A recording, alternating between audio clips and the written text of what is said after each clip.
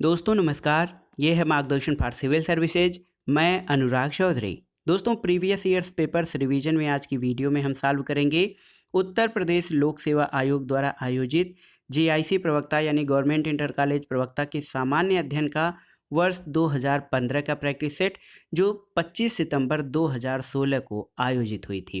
दोस्तों उत्तर प्रदेश जीआईसी प्रवक्ता परीक्षा 2015 का एक प्रश्न पत्र और हुआ था जो 15 सितंबर 2015 को आयोजित हुआ था, लेकिन ये जो साल हम कर रहे हैं ये पेपर, ये 25 सितंबर 2016 को ये परीक्षा आयोजित हुई हुई थी।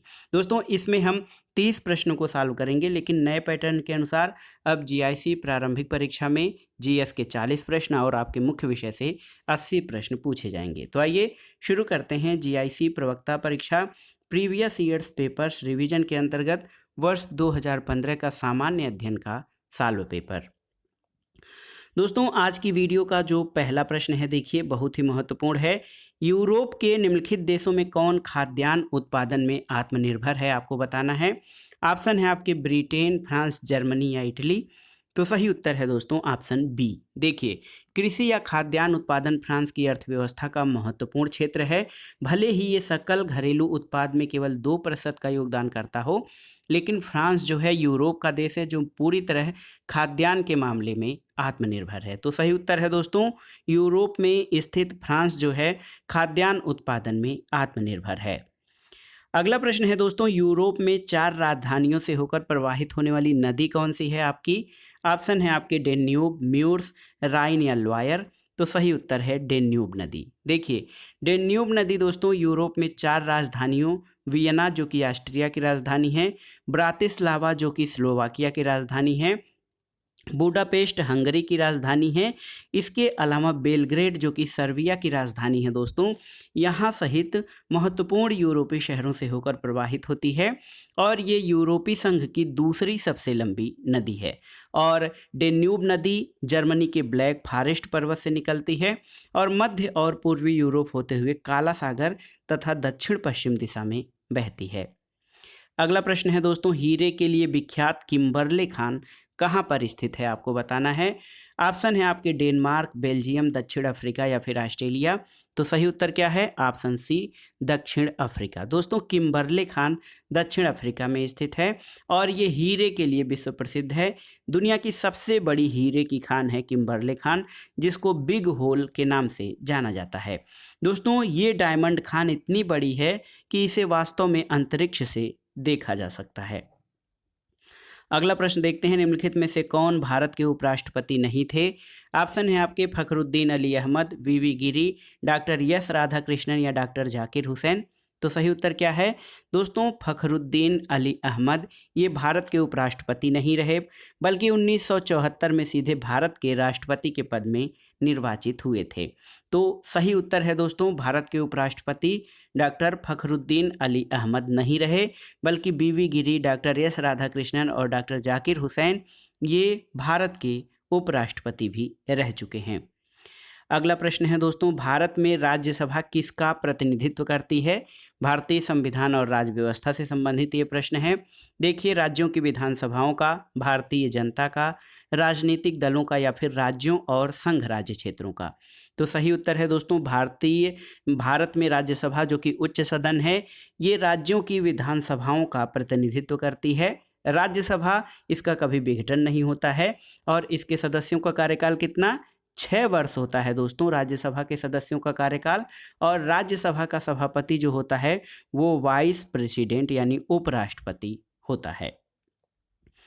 अगला प्रश्न है दोस्तों, निम्नलिखित में से कौन संविधान सभा के अध्यक्ष थे, आपको बताना है। Doctor B are Ambedkar, Sardar Vallabh भाई पटेल, के एम मुंशी या डॉक्टर राजेंद्र प्रसाद।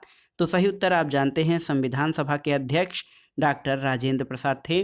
दोस्तों संविधान सभा की पहली बैठक कब हुई थी, 9 दिसंबर 1946 को नई दिल्ली के कॉन्स्टिट्यूशन हॉल में हुई थी, जिसको अब संसद भवन का केंद्रीय कक्ष कहा जाता है। दोस्तों 9 दिसंबर 1946 को सच्चिदानंद सिन्हा को संविधान सभा का अस्थायी अध्यक्ष चुना गया था, लेकिन इसी बीच उनकी मृत्यु हो जाने के कारण 11 दिसंबर 1946 को डॉक्टर राजेंद्र प्रसाद को संविधान सभा का अस्थायी अध्यक्ष चुना गया था। अगला प्रश्न है दोस्तों, भारत में जनमत यानी पब्लिक ओपिनियन के निर्माण का मुख्य तत्व क्या है? परिवार, स्वतंत्र प्रेस, न्यायिक निर्णय या शिक्षा संस्थाएं? तो सही उत्तर है दोस्तों, भारत में जनमत निर्माण में प्रमुख तत्व जो है वो स्वतंत्र प्रेस है। आप जानते हैं कि जनमत के निर्माण में प्रेस की स्वतंत्रता या स्वतंत्र प्रेस बहुत ही महत्वपूर्ण भूमिका निभाता है और इसे भारतीय लोकतंत्र का चतुर्थ स्तंभ भी कहा जाता है। किसी देश के लोकतंत्र के कुशल प्रशासन में स्वतंत्र प्रेस की भूमिका बहुत ही महत्वपूर्ण होती है। अगला प्रश्न देखते हैं दोस्तों, देखिए, नियंत्रक और महालेखा परीक्षक द्वारा की गई टिप्पणियों पर कार्रवाई करने की जिम्मेदारी किसकी बनती है? ऑप्शन है भारत के राष्ट्रपति, उच्चतम न्यायालय, संसद या राष्ट्रीय विकास परिषद। तो सही उत्तर है संसद की। देखिए, सीएजी यानी नियंत्रक और महालेखा परीक्षक द्वारा की गई टिप्पणियों पर कार्रवाई करने की जो प्रथम जिम्मेदारी होती है वो संसद की होती है और भारत के नियंत्रक और महालेखा परीक्षक के कार्य मुख्य रूप से भारत के संविधान के अनुच्छेद 149 से 151 के प्रावधानों में है। अनुच्छेद 149 में क्या कहा गया है दोस्तों? अनुच्छेद 149 के अनुसार नियंत्रक और महालेखा परीक्षक संघ और राज्यों और किसी अन्य प्राधिकारी या निकाय के खातों के संबंध में ऐसी शक्तियों का प्रयोग करेंगे जैसा कि संसद द्वारा बनाए गए किसी भी कानून या उसके तहत निर्धारित किया जा सकता है। अगला प्रश्न है दोस्तों, कौन सा शहर शहरी विकास मंत्रालय द्वारा कराए गए सर्वेक्षण में भारत के 476 शहरों में स्वच्छ भारत रैंकिंग में शीर्ष पर रहा है? तो ये दोस्तों 2016 का था, लेकिन देखिए वर्ष 2021 में अगर जो स्वच्छ भारत रैंकिंग देखी जाए तो टॉप पे कौन सा शहर है? वो है मध्य प्रदेश का इंदौर। तो मध्य प्रदेश का इंदौर शहर 4 वर्षों से लगातार स्वच्छ भारत रैंकिंग में प्रथम स्थान पर रहा है। तो याद रख लीजिए दोस्तों, स्वच्छ भारत रैंकिंग 2021 में इंदौर जो है सर्वाधिक स्वच्छ शहरों की सूची में टॉप पर रहा है। अगला प्रश्न है दोस्तों, किस शहर ने स्मार्ट सिटी मिशन के लिए केंद्र सरकार को अपना नामांकन सबसे पहले भेजा था? ऑप्शन है बीजापुर, पांडिचेरी, दुर्गापुर या चेन्नई। तो सही उत्तर है पांडिचेरी। ऑप्शन बी आपका सही उत्तर है दोस्तों, पांडिचेरी शहर ने स्मार्ट सिटी मिशन के लिए केंद्र सरकार को अपना नामांकन सबसे पहले भेजा था। अगला प्रश्न है दोस्तों, यहाँ पर देखिए, हाल में किसने टेस्ट क्रिकेट में 400 विकेट लेने का रिकॉर्ड बनाया है? तो अगर जो ये प्रश्न करंट का है तो ये जो प्रश्न पत्र हुआ था हम लोग जानते हैं 2016 में हुआ था।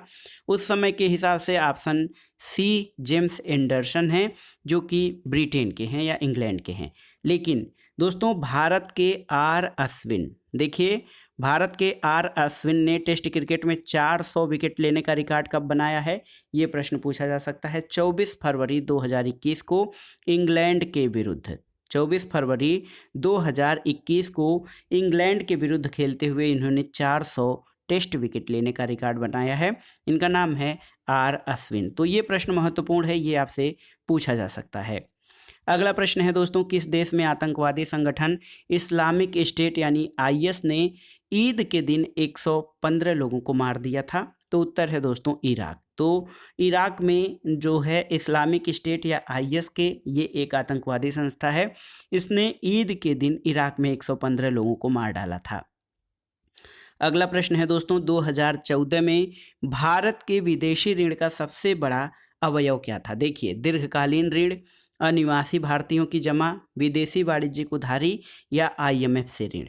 तो दोस्तों ये प्रश्न 2014 के संदर्भ में पूछा गया है, लेकिन 2021 के बारे में भी ऑप्शन सी आपका सही है कि विदेशी वाणिज्यिक उधारी। दोस्तों 2021 के 2020 या 21 में 2020-21 में जब आप देखेंगे तो यहाँ पर भी विदेशी वाणिज्य उधारी या एक्सटर्नल कमर्शियल बारोइंग जो है ये भारतीय उधारकर्ताओं को विदेशी मुद्रा में गैर निवासी उधारकर्ताओं द्वारा प्रदान किया जाता है और यही जो है विदेशी ऋण का सबसे बड़ा अवयव है वर्तमान में भी। अगला प्रश्न है, श्रमेव जयते कार्यक्रम किसके नाम से जुड़ा है? ऑप्शन है वीवी गिरी, वीर सावरकर, लाल बहादुर शास्त्री या पंडित दीनदयाल उपाध्याय। तो सही उत्तर है ऑप्शन डी, पंडित दीनदयाल उपाध्याय। दोस्तों श्रमेव जयते कार्यक्रम पंडित दीनदयाल उपाध्याय के नाम से जुड़ा है और ये श्रम और रोजगार कल्याण मंत्रालय भारत सरकार द्वारा चलाया गया कार्यक्रम है। 16 अक्टूबर 2014 को कार्यक्रम का शुभारंभ करते हुए नरेंद्र मोदी ने कहा था कि राष्ट्र निर्माण और राष्ट्र के विकास में श्रमेव जयते की उतनी ही भूमिका है जितनी कि सत्यमेव जयते की है। तो सही उत्तर है दोस्तों, श्रमेव जयते कार्यक्रम पंडित दीनदयाल उपाध्याय से जुड़ा हुआ है। अगला प्रश्न है, देखिए ये रिपीट किया है प्रश्न, पिछले प्रश्न पत्र में भी हमने देखा था कि किस एक को भारत में निर्देशित कोर उद्योग या कोर इंडस्ट्रीज में शामिल नहीं किया जाता है। तो दोस्तों भारत में कुल 8 कोर उद्योग हैं, जैसा कि आप जान सकते हैं कोयला, प्राकृतिक गैस, कच्चा तेल, उर्वरक, सीमेंट उत्पादन, स्टील उत्पादन, पेट्रोलियम रिफाइनरी और विद्युत उत्पादन। इसमें दोस्तों कोर उद्योग में सॉफ्टवेयर जो है ये शामिल नहीं है। अगला प्रश्न है, आपको बताना है कि सोनार अधिकांशतः प्रयोग में लाया जाता है किसके द्वारा, ये प्रश्न है आपको बताना है। ऑप्शन है अंतरिक्ष यात्रियों के द्वारा, डॉक्टरों द्वारा, इंजीनियरों द्वारा या नौ संचालकों द्वारा। तो सही उत्तर है नेविगेशन या नौ संचालकों के द्वारा सोनार यंत्र प्रयोग में लाया जाता है। दोस्तों सोनार ऐसी प्रणाली है जो पानी के नीचे वस्तुओं का पता लगाने और ढूंढने के लिए ध्वनि तरंगों का उपयोग करती है। तो सही उत्तर है सोनार का अधिकांशतः प्रयोग नौ संचालकों द्वारा किया जाता है। अगला प्रश्न देखते हैं, विटामिन सी का रासायनिक नाम या जो केमिकल नेम है वो क्या है। ऑप्शन है साइट्रिक अम्ल, ग्लूटेमिक अम्ल, अमीनो अम्ल या एस्कार्बिक अम्ल। तो सही उत्तर है एस्कार्बिक एसिड। एस्कार्बिक एसिड जो है ये विटामिन सी का रासायनिक नाम है और आप जानते हैं इसकी प्रचुर मात्रा आंवला, संतरा, खट्टे फल, मिर्च, अंकुरित अनाज आदि में पाया जाता है। तो विटामिन सी का रासायनिक नाम एस्कार्बिक एसिड है। अगला प्रश्न है, हम कमरे में सूर्य का प्रकाश पाते हैं किसके द्वारा। प्रकीर्णन के द्वारा, परावर्तन के द्वारा, अपवर्तन के द्वारा या विवर्तन के द्वारा। तो सही उत्तर है दोस्तों हम कमरे में सूर्य का प्रकाश प्रकीर्णन के द्वारा पाते हैं। प्रकीर्णन मतलब बिखराव होता है और जब सूर्य का प्रकाश एक माध्यम से किसी दूसरे माध्यम में प्रवेश करता है तो पहले माध्यम में उपस्थित कण, वायु तथा अन्य परमाणु प्रकाश के कुछ हिस्से को अवशोषित कर लेते हैं और अवशोषित प्रकाश की इस मात्रा को बाद में इन कणों द्वारा बिखेर दिया जाता है, जिसको कि प्रकाश का प्रकीर्णन कहा जाता है। और कमरे में पाया जाने वाला, कमरे में मिलने वाला सूर्य का प्रकाश इसी प्रकीर्णन के द्वारा मिलता है। अगला प्रश्न सामान्य विज्ञान से ही है, बिजली का सबसे उत्तम चालक कौन है। शुद्ध जल, समुद्री जल, सूखी लकड़ी या प्लास्टिक। तो सही उत्तर है दिए गए विकल्पों में दोस्तों समुद्री जल जो है ये बिजली का सबसे उत्तम चालक है, क्योंकि समुद्री जल में लवण घुले होते हैं जिससे इलेक्ट्रॉन प्रवाहित हो सकते हैं और इलेक्ट्रॉन के प्रवाह को हम बिजली का बहना कहते हैं। तो समुद्री जल विद्युत का सुचालक है। शेष पदार्थ जैसे शुद्ध जल, सूखी लकड़ी और प्लास्टिक ये विद्युत के कुचालक हैं। अगला प्रश्न देखिए सामान्य गणित से संबंधित है। यहाँ पर प्रश्न है कि यदि कोई व्यक्ति 10 रुपये में 11 सेब खरीद कर 11 में 10 सेब बेचता है तो उसे कितना प्रतिशत का लाभ होगा। तो देखिए लाभ प्रतिशत क्या होता है, लाभ प्रतिशत होता है दोस्तों यहाँ पे फार्मूले में आप जब लगाएंगे लाभ प्रतिशत बराबर लाभ बटे क्रय मूल्य गुणे 100 हो जाता है। तो लाभ कितना है, देखिए लाभ जो है 21/10, लाभ 21/110 रुपया हो जाएगा। तो जब इस फार्मूले से आप सॉल्व करेंगे 21/110 बटे क्रय मूल्य कितना है दोस्तों, क्रय मूल्य है 10/11, तो 10/11। तो जब आप इसको सॉल्व करेंगे तो 21 × 11/1100 हो जाएगा। तो सही उत्तर आपका हो जाएगा 21%। ऑप्शन ए आपका सही उत्तर हो जाएगा। अगला प्रश्न है यहाँ पर दोस्तों देखिए, जब दो वृत्त एक दूसरे को काटते नहीं हैं तब उभयनिष्ठ स्पर्श रेखाओं की संख्या कितनी होती है। तो इसको देखिए हम कैसे सॉल्व करेंगे। यहाँ पर देखिए दो वृत्त एक दूसरे को जब नहीं काटते हैं तो उनके बीच उभयनिष्ठ स्पर्श रेखाओं की संख्या 4 होगी। कैसे, यहाँ पर देखिए दो वृत्त, एक ये है एक ये है, स्पर्श रेखा 1 है, 2 है, 3 है और 4 है। तो सही उत्तर आपका ऑप्शन सी हो जाएगा 4। अगला प्रश्न भी गणित से ही है। देखिए 10 का 20% प्लस 20 का 10% के मान के लिए गलत कथन है। तो 10 का 20% प्लस 20 का 10% कितना हो जाएगा जब आप सॉल्व करेंगे दोस्तों। तो देखिए 10 का 20% प्लस 20 का 10%, तो ऐसे होता है 10 का 20% 10 × 20/100 प्लस 20 × 10/100, लेकिन ये प्रश्न थोड़ा सा कठिन है क्योंकि इसमें से आपको सभी प्रश्नों को, जितने ऑप्शन दिए गए हैं उनको सॉल्व करना है। तो यहाँ पर कितना हो जाएगा, ये देखिए 10 गुणे 20/100, तो ये 4 उत्तर हो जाएगा। तो यहाँ पे ये उत्तर 4 हो जाएगा। तो 10 का 40%, ये देखिए 10 गुणे 40/100, ये हो जाएगा 4, इसका मान हो जाएगा 4। 20 का 20% का भी मान 4 हो जाएगा। 30 का 30% का मान 9 हो जाएगा और 40 का 10% ये हो जाएगा 4।